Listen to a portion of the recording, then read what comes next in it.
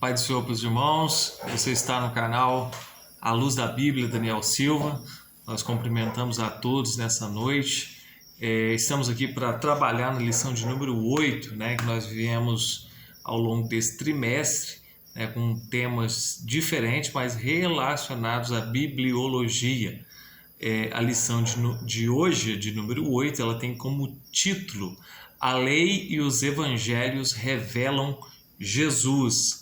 Lembrando que nós estamos falando nesse trimestre sobre a supremacia das Escrituras, a inspirada, inerrante, infalível Palavra de Deus. E ao longo do trimestre nós viemos aí com vários temas de uma forma sistemática, na lição 1, a autoridade da Bíblia, na 2, a inspiração divina da Bíblia, na 3, a inerrância da Bíblia, lição 4 foi a estrutura, lição 5, como ler as Escrituras, lição 6, a Bíblia como um guia para a vida, e lição 7, que foi a lição da semana passada, a Bíblia transforma as pessoas, e por fim, hoje nós vamos tratar a lição de número 8, a lei e os evangelhos revelam Jesus.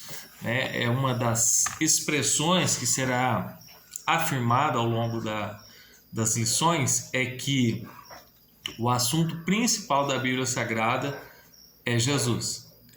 Então, por isso que nós vamos falar da lei e dos evangelhos. Vamos já para o texto áureo, que diz: Ouve, Israel, o Senhor nosso Deus é o único Senhor. Deuteronômio 6, versículo 4. A verdade prática nos diz: a lei não salva, mas esboça o plano da redenção em Cristo, confirmado nos evangelhos. Leitura bíblica em classe, Deuteronômio, capítulo de número 6, a partir do verso 4, que diz: Ouve, Israel, o Senhor nosso Deus é o único Senhor. Amarás, pois, o Senhor teu Deus de todo o teu coração, de toda a tua alma e de todas as tuas forças. E estas palavras que hoje te ordeno estarão no teu coração, e as intimarás a teus filhos, e delas falarás assentando em tua casa, e andando pelo caminho, e deitando-te e levantando-te. Também as atarás por sinal na tua mão, e te serão por frontais entre os teus olhos, e as escreverás nos umbrais de tua casa, nas tuas portas. Depois a leitura vai para Lucas capítulo 1, do verso 1 ao verso 4. Tendo, pois, empreendido por em ordem a narração dos fatos que entre nós se cumpriram, segundo nos transmitiram os mesmos que os presenciaram desde o princípio e foram ministros da palavra, pareceu-me também a mim conveniente descrevê-los a ti, ó excelentíssimo Teófilo, por sua ordem, havendo-me já informado minuciosamente de tudo desde o princípio, para que conheças a certeza das coisas que já estáis informado. A introdução vai dizer o seguinte: a lei esboça o plano de redenção em Cristo, confirmado pelos evangelhos. Por isso que o Pentateuco e os evangelhos têm uma relação profunda na revelação da pessoa de Jesus Cristo. Quando o cristão lê o Antigo Testamento, ele tem o Novo Testamento como base, principalmente nos evangelhos, para compreender a lei. Por isso, compreendemos que toda a Bíblia tem como tema principal a pessoa bendita de Jesus Cristo. Então, frisamos mais uma vez aí, para partir já para o número... deixa eu entender aqui para a nossa introdução. Então, a lei e os evangelhos, elas têm uma relação profunda. Então, tendo o evangelho como base, conseguimos compreendê-lo à altura que precisamos compreender através da lei. A introdução vai dizer o seguinte: A lei e os evangelhos pertencem respectivamente ao Antigo e ao Novo Testamento, ou seja, a lei, Antigo Testamento, Evangelhos, Novo Testamento. São livros sagrados de origem divina que integram o cânon das Escrituras. Possuem igual autoridade como regra de fé e prática, porém com funções distintas. Os preceitos e as narrativas da lei têm aplicações nos evangelhos. Na lição de hoje estudaremos a relação entre o Pentateuco e a mensagem de Cristo. O Pentateuco, os 5 livros da lei. Pentateuco é uma palavra que deriva de 2 termos gregos, penta e teuchos, ou teucos, que significa 5 volumes. Trata-se do conjunto formado pelos 5 primeiros livros do Antigo Testamento. Vamos lá? Quais são os 5 primeiros livros do Antigo Testamento? Gênesis, Êxodo, Levítico, Números e Deuteronômio. No texto hebraico e pelos judeus, ainda hoje esses volumes são denominados Torá, com o sentido de instrução, ensino e direção. A totalidade do Pentateuco é identificada nas páginas da Bíblia como a lei, lei de Moisés, lei de Deus e lei do Senhor, tá? E eu vou dar essas referências como o número 1 que vai tratar da lei, então é também chamado de Torá. Lei, lá em Êxodo 24, 12, diz assim: Então disse o Senhor a Moisés: Sobe a mim ao monte e fica lá, e dar-te-ei tábuas de pedra e a lei e os mandamentos que tenho escrito para ensinar. Primeira referência. Segunda referência, ela vai estar em Josué 8:31, que diz assim: Como Moisés, servo do Senhor, ordenara aos filhos de Israel, conforme ao que está escrito no livro da lei de Moisés, a saber, um altar de pedras inteiras, sobre o qual não se moverá instrumento de ferro, e ofereceram sobre ele holocaustos ao Senhor e sacrificaram ofertas pacíficas. Também escreveu ali em pedras uma cópia da lei de Moisés, que este havia escrito diante dos filhos de Israel. Ainda corroborando a mesma ideia, Atos 13:39. E de tudo que pela lei de Moisés não pudestes ser justificados, por ele é justificado todo aquele que crê. Ou seja, a crença em Jesus, né? Ainda, Mateus 5,17, não cuideis que vim destruir a lei ou os profetas. Quem disse isso? Jesus. Não cuideis que vim destruir a lei e os profetas. Não vim destruir, mas cumprir. E por fim, Neemias 8:8, e leram no livro da lei de Deus, e declarando e explicando o sentido, faziam que, lendo, se entendesse. Essa ocasião foi Esdras, né? Ele lia a lei de Moisés e fazia com que o povo entendesse. Então fazia-se necessário, principalmente naquele período que era a volta do exílio. Romanos 7:22, porque segundo o homem interior tenho prazer na lei de Deus. Mateus 5,17 nós lemos. Por fim, nesse bloco ainda a referência de Lucas 2:22. E cumprindo-se os dias da purificação dela, segundo a lei de Moisés, o levaram a Jerusalém para o apresentarem ao Senhor, segundo o que está escrito na lei do Senhor. Todo macho que abrir a madre será consagrado ao Senhor. Então nós vemos aqui Jesus cumprindo a lei, e a única pessoa que seria capaz e foi capaz de cumprir a lei, visto que nós não teríamos tal capacidade. Mas a gente está vendo aqui a parte técnica, né? A parte, o que é a lei, o que é autoral, no que consiste o Pentateuco. A grandeza da lei. Estuda-se a lei sobre 3 aspectos. Vamos lá. A. Aspectos morais, que possuem validade permanente para todos os povos. Então, a lei moral de Deus, ela tem validade para todos os povos. B. Cerimoniais, que tratam da liturgia religiosa dos judeus.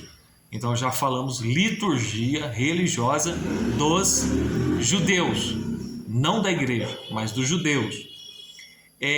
C. Civis, leis civis, que dizem respeito à responsabilidade do israelita como cidadão. Nossa declaração de fé ensina que a lei de Moisés é a mais importante dentre os códigos de lei. Ele é um dos mais importantes da antiguidade por sua santidade, por seu caráter espiritual e por sua autoridade divina. Repito, ela é importante por o mais importante código de leis da antiguidade por sua santidade, caráter espiritual e autoridade divina. A lei é santa e o mandamento é justo e bom. A lei é espiritual. É o que declara Mateus 7,12. Assim, a lei é santa e os mandamentos santo, justo e bom. Porque bem sabemos que a lei é espiritual, mas eu sou carnal, vendido ao pecado. Declaração aqui do apóstolo Paulo. Contudo, enfatiza o documento doutrinário que a grandeza da lei vai além de tudo isso, pois nela se esboça o plano da redenção humana em Cristo, porque o fim da lei é Cristo para a justiça de todo aquele que crê.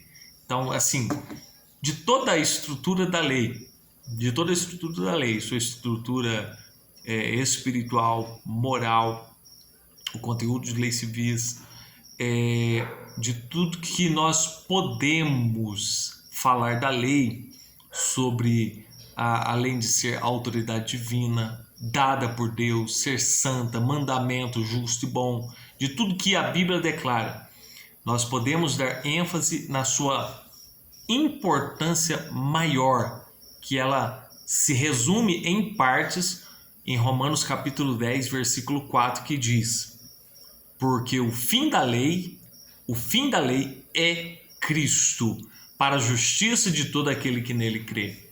Então, a lei, ela apontava para Cristo, ela expunha o pecado das pessoas, mostrava que era impossível que elas vivessem pelo cumprimento da lei, mas ao mesmo tempo ela revela, ela traz a revelação da pessoa bendita de Jesus Cristo, que viria, cumpriria a lei, e a partir desse momento que ele cumpriu a lei, nós passaríamos como igreja agora a viver por Cristo.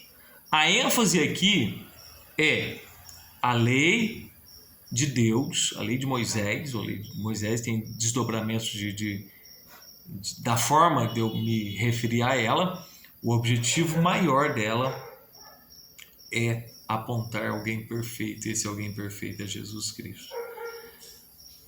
Número 3, importante, a lei e a fé cristã.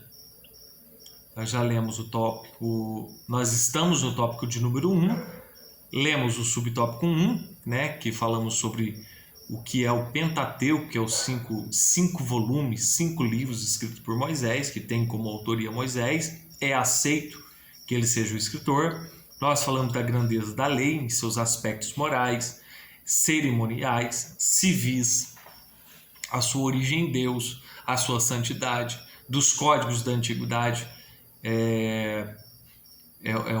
Vamos dizer assim, nós tomamos referência dele. E agora nós vamos falar no número 3 do tópico 1, né? A lei e a fé cristã. Agora vamos ver, já começar a entender aqui qual a relação da lei com a fé cristã. A Escritura afirma que a função da lei era transitória. Bem claro, a Escritura, a própria Bíblia, declara que a função da lei era transitória. Podemos verificar isso lá em Hebreus 10, 1. Porque tendo a lei a sombra dos bens futuros, repito, tendo a lei a sombra dos bens futuros, não a imagem exata das coisas, nunca, pelos mesmos sacrifícios que continuamente se oferece cada ano, pôde aperfeiçoar o que a eles se achegam. Então, aqui nós não diminuímos o valor da lei, mas nós mostramos a insuficiência que o homem tinha de cumpri-la e ser salvo por ela. Então, ela apontava para os bens futuros. E esses bens futuros, é claro, foi revelado no Novo Testamento.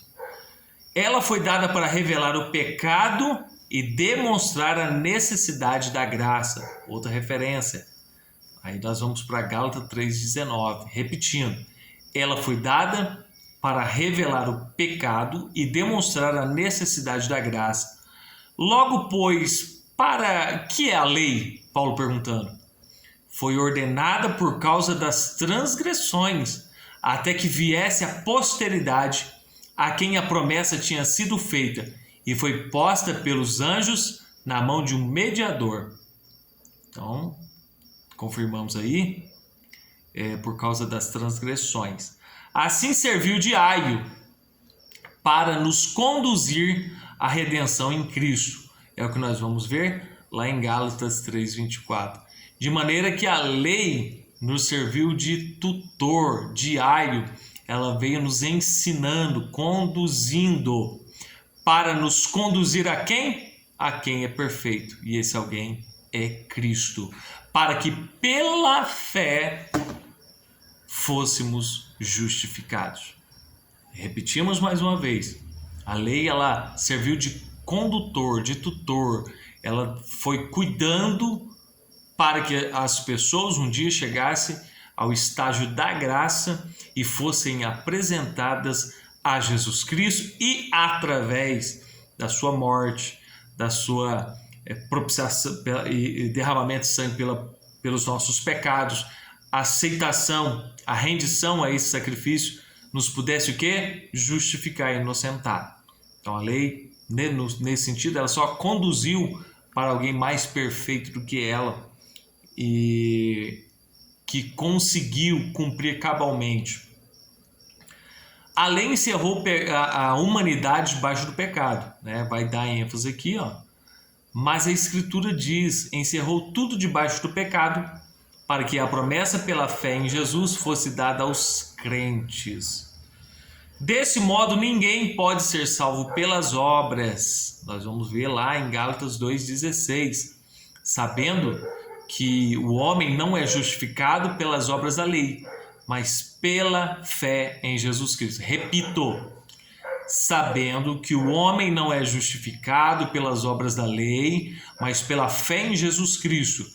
Temos também crido em Cristo para sermos justificados pela fé em Cristo e não pelas obras da lei, porquanto pelas obras da lei nenhuma carne será justificada.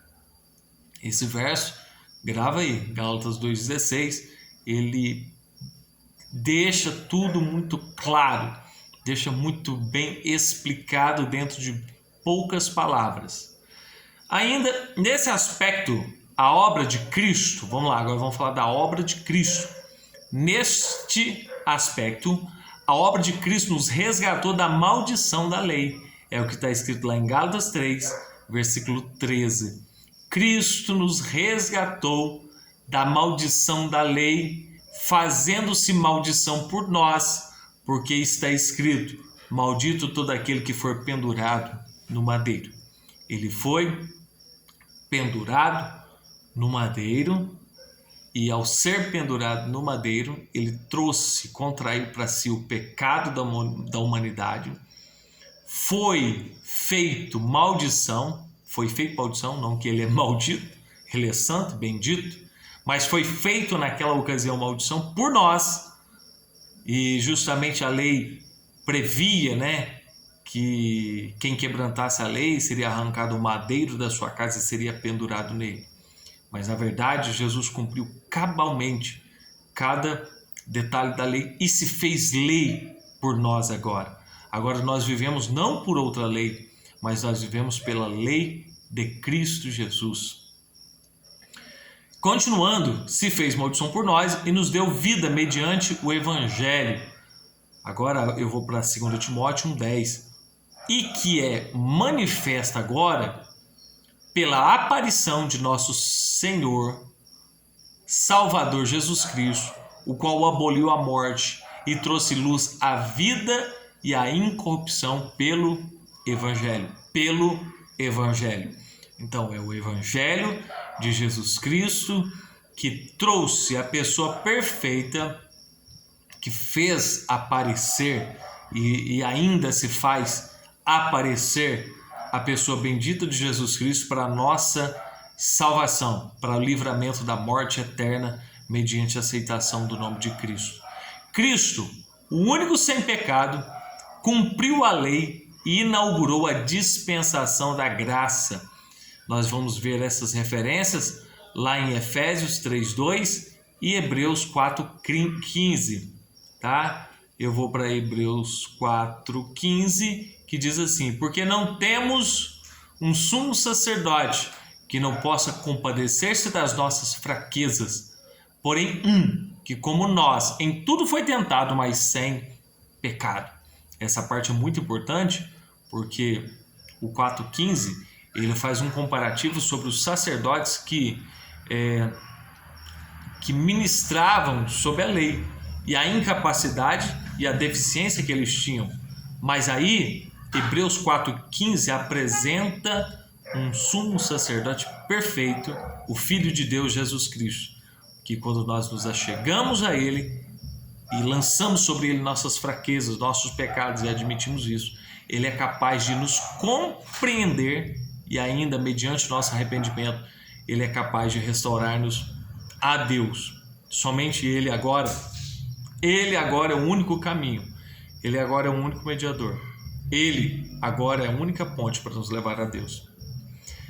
Fechando o tópico de número 1, né? Agora, livres da lei, vivemos debaixo da graça divina. E todo aquele que permanece em Cristo não vive pecando. Agora, nós não vivemos debaixo da lei, mas debaixo da graça. 6,14 do livro de Romanos vai nos dizer: porque o pecado não terá domínio sobre vós, pois não estáis debaixo da lei, mas debaixo da graça. Não estáis debaixo da lei, mas estáis debaixo da graça. Muito claro isso. Há quem queira e pense que seja necessário cumprir alguns preceitos da lei. Entenda isso. Os preceitos morais, como nós já falamos aí dentro do contexto, eles são para todos os povos. Existem as leis cerimoniais e algumas leis civis exclusivas para Israel, que a igreja agora não precisa cumprir. Então há determinados segmentos religiosos aqui que eles põem ainda um jugo de servidão sobre as pessoas, dizendo que elas devem guardar-se de determinadas coisas, de determinados dias. Nós sabemos que esse mesmo problema teve lá em Roma, né, os crentes, os judaizantes. Aos Gálatas, Paulo teve que escrever exortando-os. Aos Gálatas, Paulo escreveu: olha, não vos metam de novo no jugo de servidão. Não dê também ocasião à carne pela liberdade que vocês ganharam. Então, é muito bom saber que a lei, na atualidade,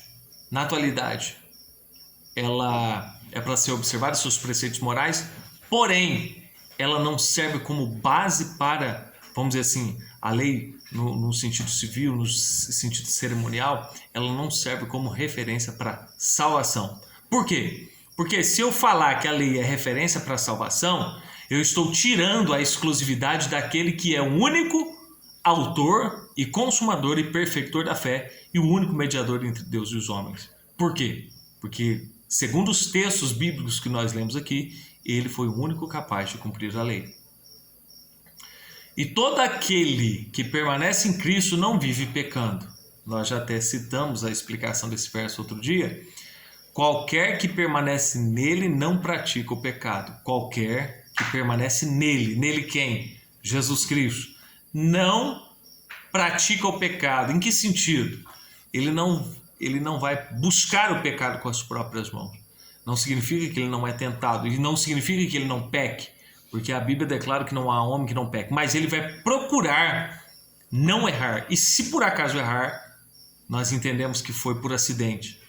E ele vai procurar, e se errar, e se cair, se de alguma forma errar, o mais depressa possível, ele vai voltar a se reconciliar com Deus, pedindo perdão e se arrependendo dos seus pecados. Qualquer que permanece no pecado não viu nem o conheceu. Aquele que pratica voluntariamente, compulsivamente e vai atrás do pecado é porque ainda não teve um contato real com Jesus Cristo. Porque no momento que ele tiver um contato real com Jesus Cristo, mediante uma experiência de fé, da fé salvífica e da fé prática também, nunca mais ele vai ser a mesma pessoa, porque a Bíblia declara: mas se alguém agora está em Cristo, nova criatura é. E as coisas velhas passaram, e eis que tudo novo se fez. Nós vamos ler aqui a sinopse do tópico 1, para encerrarmos o tópico de número 1, tá bom? Sinopse 1. A lei esboça o plano da redenção em Cristo. Pelos méritos da cruz de Cristo, fomos resgatados da maldição da lei. Porque a Bíblia diz, no livro de Tiago, que a gente pode acertar num tanto de pontos da lei, mas se errarmos um é o suficiente para sermos malditos. Agora, na situação da graça de Deus através da pessoa de Jesus Cristo, nós não precisamos preocupar com isso. Nós preocupamos em ter agora a lei gravada em nosso coração e andar nas diretrizes que Ele nos dá mediante o seu Espírito e mediante a revelação da sua palavra. Então era impossível que cumpríssemos a lei, porque a gente podia tropeçar em um dos pontos. E aí seria o quê? Suficiente para sermos condenados. Mas podemos exaltar a Deus, assim como está em Romanos capítulo 8. Nenhuma condenação há para aqueles que estão em Cristo Jesus, que não andam segundo a carne, mas andam agora segundo o Espírito de Deus. Amém? Deus abençoe sua vida. Lembrando que a gente vai procurar trabalhar justamente nesse formato, né? Nós vamos fazer comentário do tópico 1 e posteriormente já em curto tempo, vamos entender amanhã ou depois nós já vamos postar o tópico de número 2 e consequentemente o 3 para o fechamento. Deus abençoe sua vida, em nome de Jesus.